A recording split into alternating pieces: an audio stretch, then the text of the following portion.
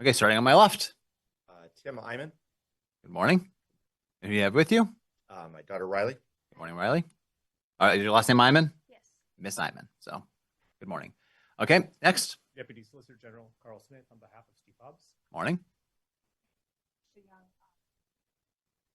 Sorry, Good morning. So everyone have a seat. So this is what we're going to do.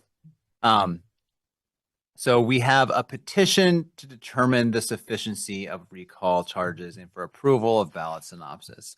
The Attorney General's office files this. Ms. Young kind of filed the initial matters. Actually, first, anyone recording this? If you're recording this, you need my permission. Sir, you have a camera. Can you please introduce yourself? Let me know who you're with and what you're seeking permission to do. Okay, and you just want to take a video of this proceeding? Okay. Anyone have any objection?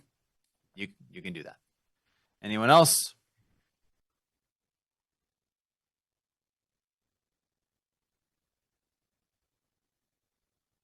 Okay. Anyone have any objection? No. Okay. You can do that too. Anyone else? This is Carlene Johnson with the Center Square, recording for purposes of an article. Anyone have any objection? None. Okay. You can do it. Anyone else? Okay. So I'll just warn in advance, I appreciate Ms. Young's brief with the issues and such, but the AG's office doesn't take a position in these matters, so I don't anticipate hearing from you this morning. But if should a question pop up, I'll turn to you. And so what we have is there's a petition to determine the sufficiency, and we have one side saying it's sufficient, one side saying it's not. I could really start with either side.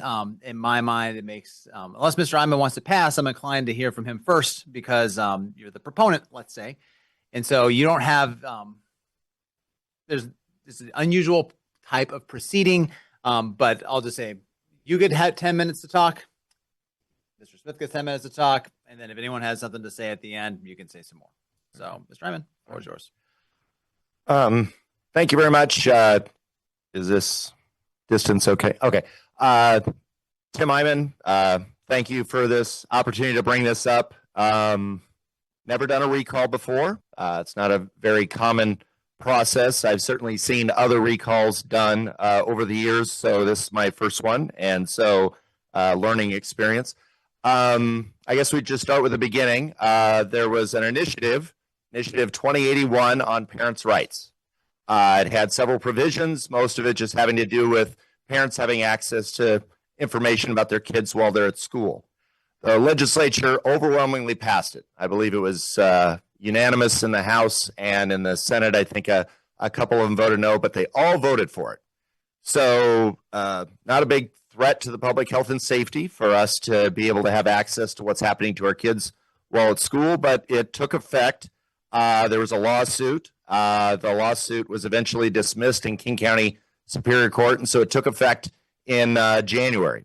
So the thing I would emphasize again is the legislature did pass it originally, and if they had tremendous concerns about it, they probably wouldn't have passed it. So I think you could take judicial notice of the fact that it did pass overwhelmingly. But this legislative session, they decided to change it, and with a bill. The bill had 27 sections to it. The referendum that I filed only challenges one of them. One of those sections is the one that changes substantially the rights that parents have. So I filed a referendum on it. First day you could file one was the day after the legislative session. I filed it on the first day, April 28th. I submitted a payment. From lawyers I've talked to, they think this is a significant point. I have a receipt for it. It's in Exhibit A of my reply brief, and I paid those dollars, and I entered into a contract that the Secretary of State would process it. The statute is very clear that when they accept the money, they process it. They did process it to a degree. They recognized that it was a referendum. They accepted my money. They processed it. They gave it a referendum number, but they did not forward it to the Attorney General. There's a statute that is explicit and it doesn't have any exceptions. It just says the Secretary of State shall give a serial number to each initiative referendum bill and forthwith transmit one copy of the measure proposed bearing its serial number to the Attorney General. He didn't do that. Most of the recalls I've seen, it has to do with malfeasance, misfeasance. They stole some money. They did some kinds of things. But violation of oath of office is simply there's a law in the books that wasn't followed. The Secretary of State took an oath to dutifully and what's the word? Dutifully. There we go. Violation of oath of office means a neglect or knowing failure by an elected public officer to perform faithfully a duty imposed by law. I just simply continually look at that statute and it says, and shall forthwith transmit one copy of the measure to the Attorney General. I keep staring at it and it says you'll do that, and he didn't. In their brief, they talk about he thinks he has a legal justification that it's okay. I'm just thinking as a layman, I didn't intend to speed at 80 miles an hour in a 55 zone, but whether you intended to or not, you weren't following the law. Here, he didn't follow that law. I can't, again, get my mind wrapped around it. If they want to rewrite the statute, have the legislature change it so that it says from now on, unless the secretary doesn't want to, or unless the secretary feels justified in not doing So if you can't do a referendum, at what point does the process stop? Why does it make sense if this is invalid under state law because of the emergency clause, which again is not the subject of today's proceedings? Right. At what point does the train stop? And I think I understand the question, but can you clarify what you mean? Yeah. So Sorry. This referendum that you wanted Yes. can't happen under state law, Okay. under existing state law. So at what point does the referendum process stop, given that it's an invalid referendum? Is it you're not allowed to file it? Is it he can't then give it a number and transmit it to the AGO? Does the AGO then stop and not do their part? Are you not allowed to collect signatures? Is this not allowed to go on the ballot then later? Does the Secretary of State stop it? Does it go to the election and then actually we have to have a lawsuit? At what point, given that the emergency clause prevents the referendum process, does the referendum process stop? Or is it proper for it simply to never start? So where, given that this is the law, do we stop this process? I guess I take issue with the law. Okay, so then why don't we hear on a mandamus action instead of a mandamus action is not before you. It has to do with a recall. But the point you make is that in 2002 there was a referendum. The legislature passed a law, happened to have an emergency clause attached to it, as it turns out, and there was a referendum 53. The Secretary of State forwarded it to the Attorney General, fulfilled his ministerial duty, sent it on. The Attorney General prepared a ballot title for it. The proponents of it started collecting signatures. Opponents of what was happening went to court and asked the court, stop this. It strikes me that that's the proper process, is that they fulfill their ministerial duties. And if somebody has a problem with it, and it could include the Secretary of State, it could include the Attorney General, any of them can walk into a court and say, we do not believe this referendum is valid. That's not what's happening here. What's happening instead is that you have ministerial duties that are being set aside and not fulfilled because the Secretary of State is essentially substituting or stepping in and fulfilling a judicial role. And one of the things I did find in some of the previous cases is that the court evaluates emergency clauses on a case-by-case basis. And at this point, when that came down, the court had upheld emergency clauses in 11 cases and invalidated them in 7. So sometimes the court says it's a valid emergency, sometimes they don't.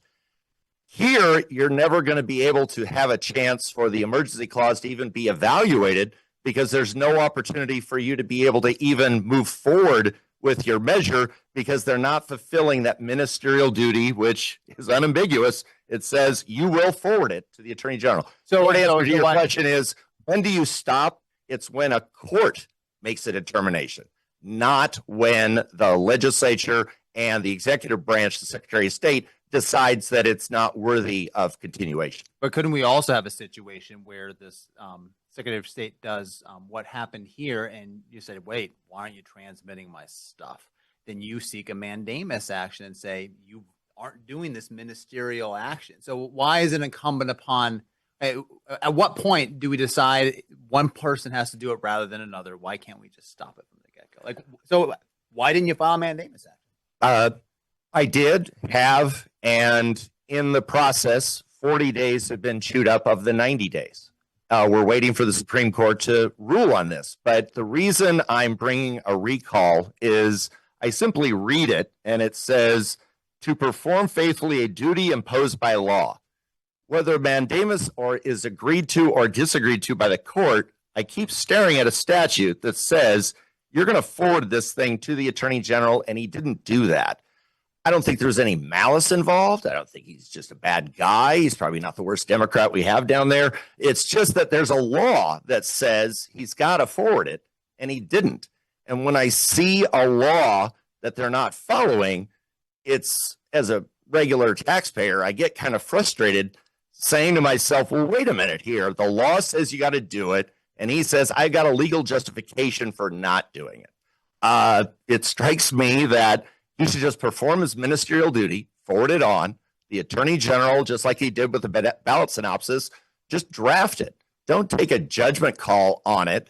And if somebody has a problem with it, go to court.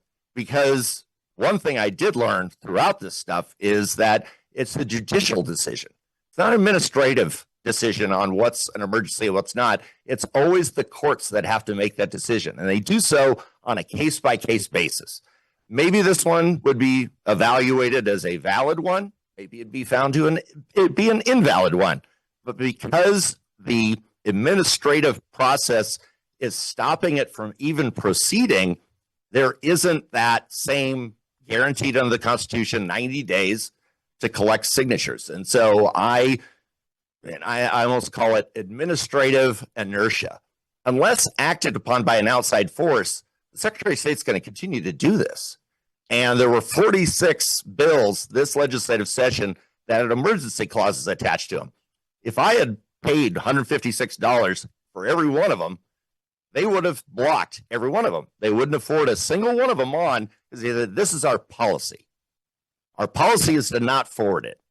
I challenge the fact that how can you have a policy that directly contradicts a duty that is imposed by law when the law says you've got to forward it on? Okay, so I will stop over the 10 minutes, but I'm going to come back. Oh, did I go over? I'm sorry. I didn't warn you. I'm answering your questions, though. So you absolutely deserve. I'm going to give you more time. Appreciate it. So what happened with the Supreme Court on June 4th?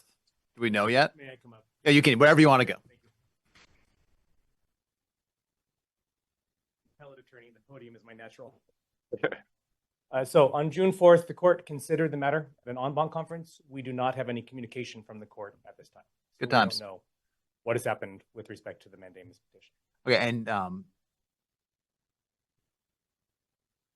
okay, and it's not necessarily directly relevant. I mean, it's relevant, but it's not dispositive of on these issues. I presume you would say we don't have to wait for the Supreme Court, given the statutory timelines with a recall petition. That is correct, Your Honor. And for the court's information, the position that we took with respect to the mandamus petition was that mandamus wasn't even appropriate, because this should be an APA action. And in an APA action, you can seek a temporary restraining order. You can seek a preliminary injunction. So there are options, if somebody believes an emergency clause is invalid, to challenge that and do so promptly. Okay, so there's the flip side. I asked Mr. Eyman a bunch of questions, so I'm going to have some questions for you.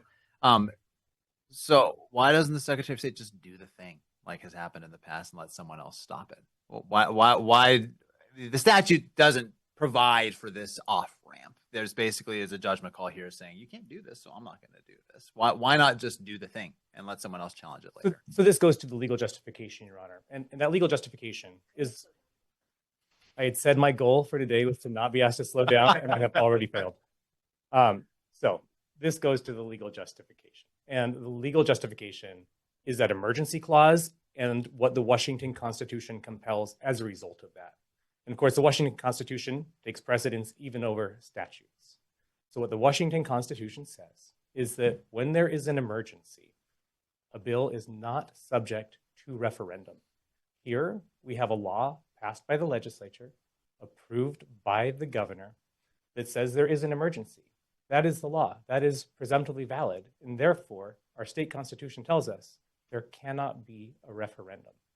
So that's why the Secretary of State's office rejected the proposed constitutional amendment. And that's consistent with over 100 years of practice.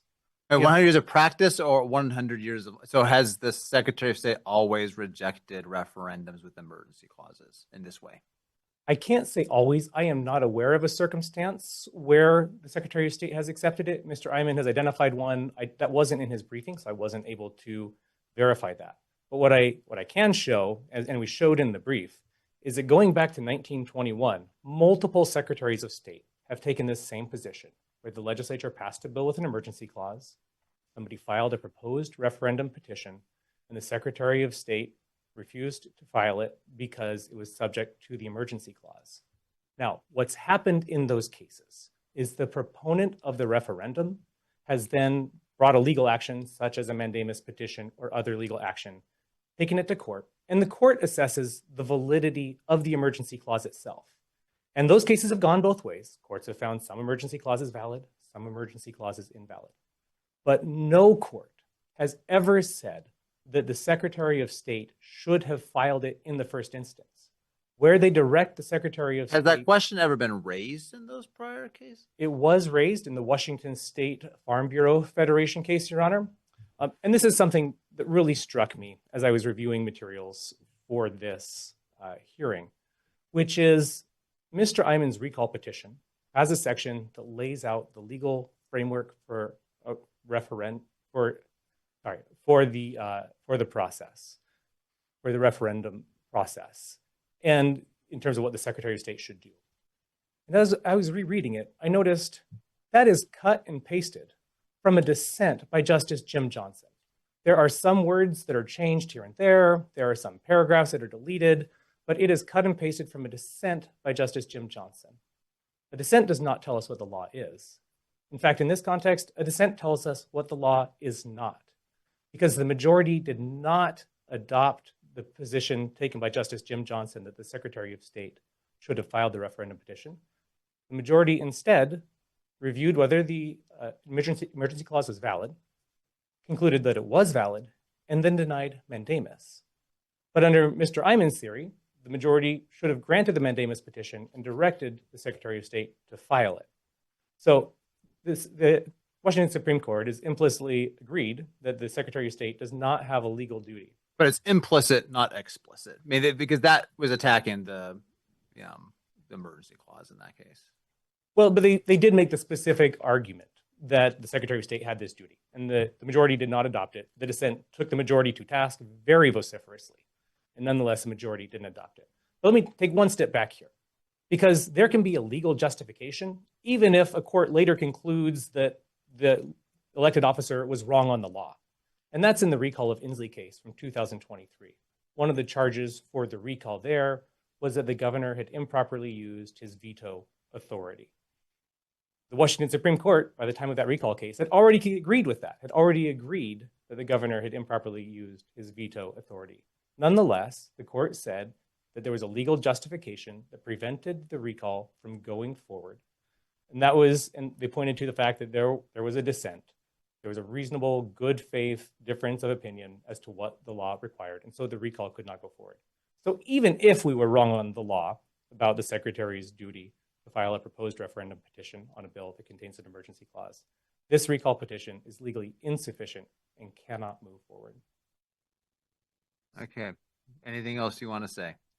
I just briefly add on the factual sufficiency piece. We addressed the fact that when somebody is basing a recall on an alleged violation of law, they have to have a basis, a showing that the elected official intended to violate the law. In his reply brief, Mr. Eyman argues that there should be no intent requirement. He says there's no intent requirement in the statute, but it's black letter law under multiple recall cases by the Washington Supreme Court that you do have to show an intention to violate the law. There is nothing in the record here that indicates an intention to violate the law. There's also nothing in the record here that shows that Secretary Hobbs was personally involved in the decision that is the basis for the recall petition. That's required under In re recall of Morissette, In re recall of Durkin, In re recall of Inslee, the 2023. So in conclusion, to move forward, Mr. Eyman has to show that the recall petition is legally sufficient and factually sufficient, but it's neither. This court should dismiss the recall petition and prevent the recall petition from moving forward. Yep. Thank you, Thank you. Mr. Eyman. Buttle. I appreciate that. So much to unpack. So I'm going to do my best. Implicitly, I really was struck by that.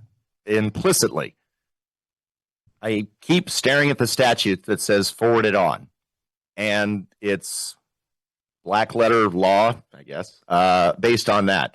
When he says law, I think he's referring to case law, how it's been interpreted.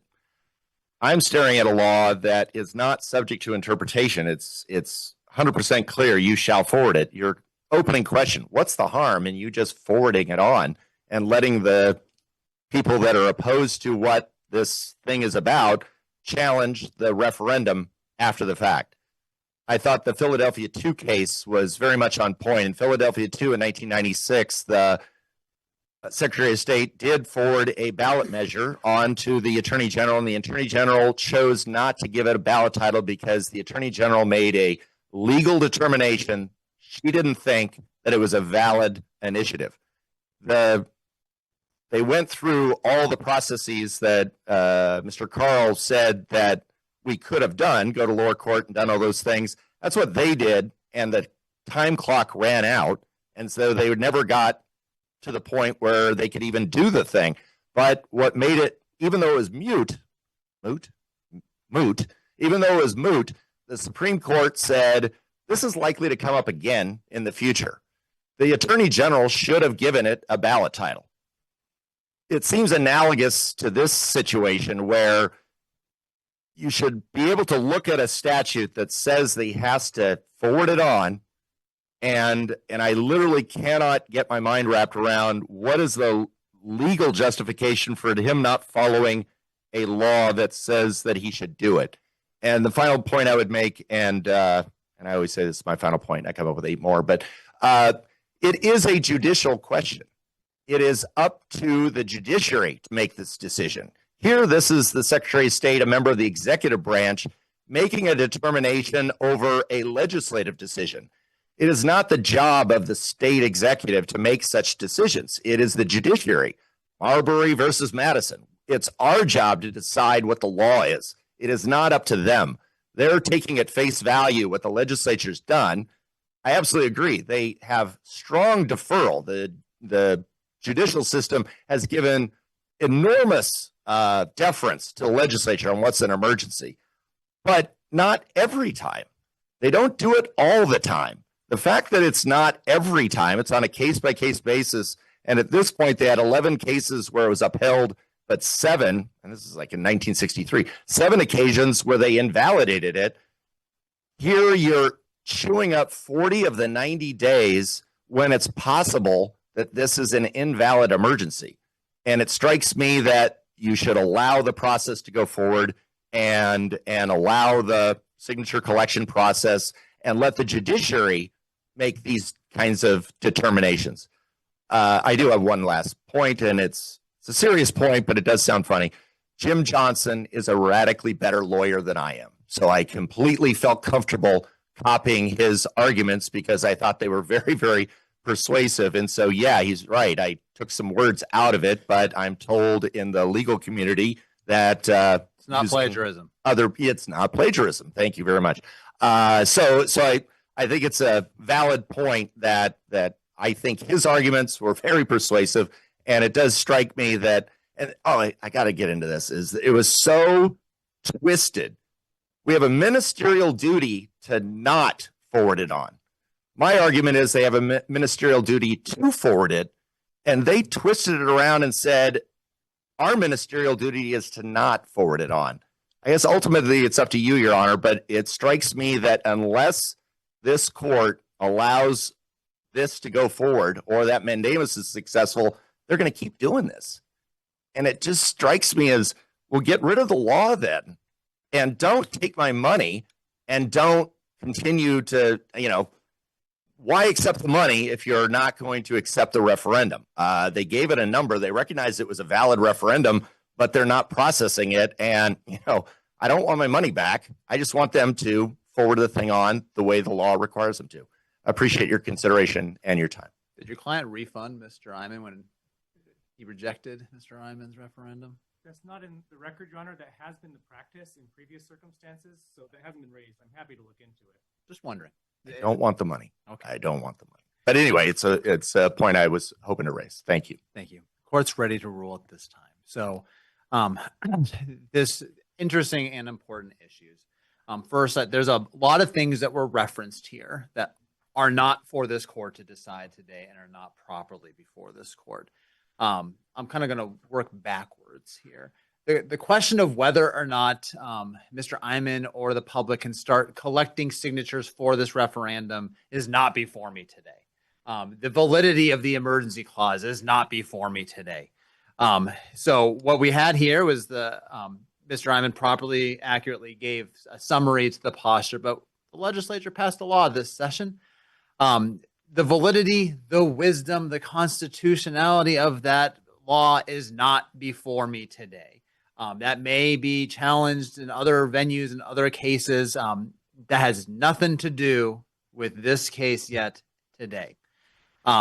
As part of that law, the legislature included an emergency clause, which in essence does various things. But it makes it effective immediately and also says that normally you have to wait till some amount of time after the session and the signature for a law to be valid, unless it's an emergency, then it's immediate. But the other thing that's more important here is that it also means that you can't file a referendum. The question then, there's been litigation at different times. Well, is that emergency clause truly valid? Is this really an emergency? That's not before me today. There's a pending case that apparently the Supreme Court had some decision-making meeting about a couple days ago, but hasn't issued their decision. That's separate from this case. The issue of whether or not the emergency clause was valid / whether or not as a result, Secretary of State should be obligated to do what's at issue here is actually not part of this case. That's a separate case. When you want to have a statewide official do something, you file a writ of mandamus with the Supreme Court because that's the statewide court. And that's pending, and you all could be walking out of here with an email in your inboxes. I don't know, but it doesn't really matter for me here today, except for me to make it really clear this case and I have nothing to do with that. This case instead is about a recall petition. The recall petition says, well, actually, because Secretary of State determined that they weren't going to be doing what the statute prescribes for giving numbers and passing on referendums to the AGO, that rises to the level that justifies a recall petition to remove the Secretary of State from office. So let's assume for the moment that I agree with Mr. Eyman on everything that he's saying. All that happens now is that he's allowed to collect signatures to potentially put on the ballot the removal of the Secretary of State from office for this issue. The courts serve a gatekeeping function in terms of determining whether or not to get to that next step. Anyone can file a recall petition if you file the requisite paperwork and provide the fee. Then comes to the court to say, is this the type of thing that this state has recall petitions about? And there's two different requirements here. A recall petition must be both legally and factually sufficient. So you need both. If you are legally but not factually sufficient, you don't pass go. If you're factually but not legally sufficient, you don't pass go. You need both to approve and allow it to move forward a recall matter. So we'll start with legal sufficiency here. Legal sufficiency means the charge must define substantial conduct clearly amounting to misfeasance, malfeasance, or a violation of the oath of office. Legal sufficiency is not satisfied when there is a legal justification for the challenged official's conduct. That's from a Supreme Court case from 2003. What is a legal justification? That's really what we focused here on. A legal justification exists where the official acted on a good faith understanding of the law, even if a court later concludes that the action was not lawful. So I think that's the critical point here. The question is whether or not the action was so out of line with the law that there was not a good faith understanding or a good faith basis for acting in the way that is alleged to have occurred. So what we have here is a statute about giving a number to a referendum and sending it over to the Attorney General's office. The statute, the statutory scheme, is silent as to these issues. It does not say, even if there's an emergency clause, you need to do this. It also doesn't say, however, if there's an emergency clause, don't do this. The law does not lay out an explicit path for what you do in these circumstances. Mr. Eyman's argument makes a lot of sense to this court in terms of, well, if it doesn't say don't do it, do it, and let it get sorted out later. What also makes sense to this court, however, is the longstanding practice, including the Supreme Court's implicit green lighting of this type of practice of not doing this, not giving a number, not passing it on to the AGO, and allowing this to be sorted out through a mandamus action. And so what we have in essence is a statutory scheme that is silent as to this issue, which could be a point in Mr. Eyman's favor, because if it's silent, just do the thing. On the other hand, we have longstanding practice and still silence as to what to do in these issues, where what the Secretary of State has done here has occurred repeatedly in the past. And so what I am going to rule is that both paths are reasonable constructions. There isn't a ministerial duty to not pass it on. There also isn't a ministerial duty to pass it on, because the statutory scheme and the lay of the legal landscape is ambiguous as to what the duty is here. One could even construe this as a circumstance where perhaps due to the legal ambiguity, the Secretary of State has discretion to do as the Secretary of State deems appropriate. Because I view both sides' legal arguments to be reasonable as to what the Secretary of State is, both sides, I believe, have good faith arguments for their proposed course of action. But if both sides have good faith, it means the Secretary of State had good faith in his understanding of the legal requirements that applied in this case. As a result, I do find that there was legal justification for the Secretary of State's actions here. As a result of that, I find that the recall petition fails to satisfy the legal sufficiency prong in this case. Perhaps this is a circumstance where the law could be cleaned up to make this clear so we don't have to do this again in the future, perhaps. But as of the current time, because of that legal ambiguity in this court's minds, both sides' articulation of what they think the law means is reasonable and is in good faith. But that also means the Secretary of State was acting in good faith when he did, or his office did, what his office did. I say his office because there's also a factual sufficiency part that I'm not going to reach because I don't need to. Because if we fail on one of the two prongs, that's enough. We don't advance the recall petition.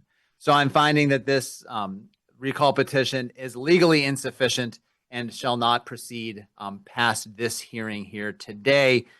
Subject to a right to appeal, of course, but the is not going to be authorized for the gathering of signatures. And I also don't need to look at the synopsis to see if that needs to be altered at all. And so, do the parties require any clarification, Mr. Smith? No, Your Honor. Eyman. Since it is subject to appeal, I would request that you consider the factual side of the equation as well. Didn't sound like I was going to win on it, but nonetheless, I was wondering if you had come to a conclusion on that. I have not. Judicial economy and such, and data also, to be frank, subject to appeal, appellate courts are not going to provide me any deference. They're going to look at this record and they can look at that themselves as well. And so I'm stopping at step 1 because I don't need to get to step 2. If the appellate courts need to get to step 2, they'll get to step 2 just fine. So if you all have a form of order, perhaps you can confer about and pass up. That would also allow the clock to start ticking for any appeals so that things can be put to bed on this chapter soon. And so anything else, Mr. Smith? Your Honor, we had submitted a proposed order. Did the court receive that? I received it, but I don't have a copy of it with me. Do you happen to have a copy with you? I have a 3-hole punched copy. I don't care about the holes and the punches. And so if you want to look at that with Mr. Eyman, so we can look as to form and you can hand that up before you leave the courthouse today, that would be great. Thank you. And again, I don't want the money back, but I will confer with him on that topic after the appeal. Thank you. Understood. Thank you. Okay, so while you all shuffle around, I'm going to have the ecology case next. I'm going to step off the bench just so we can have a little breather, and I'll hear that case next. You can come up into the courtroom while I'm out. Thank you.